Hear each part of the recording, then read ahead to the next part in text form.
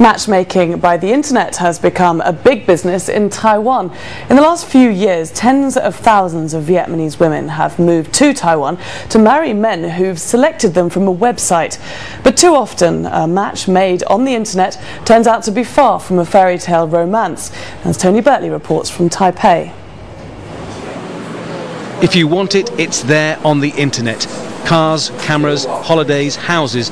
In the 21st century, you get what you want with a keyboard and a credit card, even a wife. In Taiwan, men faced with fewer women and a declining population are increasingly resorting to broadband brides. Tsai runs the 1,000-mile-to-marriage agency in Taipei. Through the internet, they offer Vietnamese women and then arrange for prospective husbands to meet the brides-to-be in Vietnam.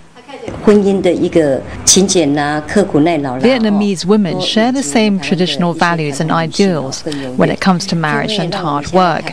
That's why they are sought after by Taiwanese men. Some say it's because Taiwanese women are too independent for the men and Vietnamese women are more submissive.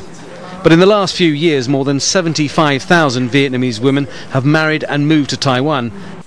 Yuan is 55, almost twice the age of his Vietnamese wife, Phuong. They married 5 years ago and have 2 children. It was her mother who chose me. As for me, when we were first introduced, she was described as submissive and diligent, which were qualities I was looking for.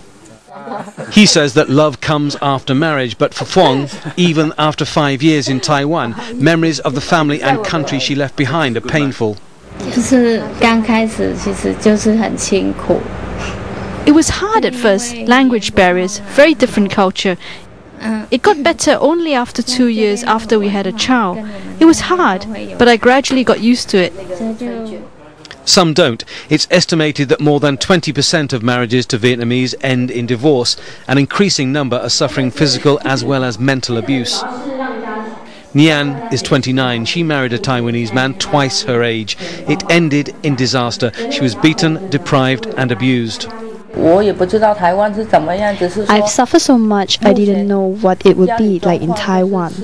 I married him because my family needed the money. But I kept thinking, why has God been so unfair to me because my circumstances forced me to take this route?